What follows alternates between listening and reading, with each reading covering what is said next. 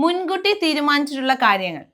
Fixed arrangements, നേരത്തെ ചെയ്തു വെച്ചിട്ട് വ്യക്തമായി നമ്മൾ തീരുമാനിച്ചിട്ടുള്ള കാര്യങ്ങൾ, അത് ചിലപ്പോൾ ഭാവിയിൽ നടക്കുന്നതായിരിക്കും.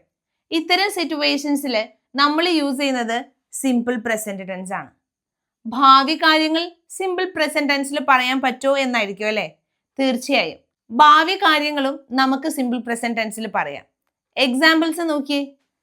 His father arrives tomorrow. His father arrives tomorrow. The train comes at 5 p.m. The train comes at 5 p.m. Our Onam holidays starts on 1st September. Our Onam holidays starts on 1st September. ഇതെല്ലാം മുൻകൂട്ടി നേരത്തെ തീരുമാനിച്ചിട്ടുള്ള കാര്യങ്ങളാണ്, ഭാവിയിൽ നടക്കാൻ പോകുന്ന കാര്യങ്ങളാണ്. ഇതെല്ലാം നമ്മൾ പറഞ്ഞിരിക്കുന്നത് സിമ്പിൾ പ്രസന്റ് ടെൻസിലാണ്. അപ്പോൾ ഫിക്സ്ഡ് അറേഞ്ച്മെന്റ്സിനെ കുറിച്ച് പറയാൻ നമുക്ക് യൂസ് ചെയ്യാം സിമ്പിൾ പ്രസന്റ് ടെൻസ്.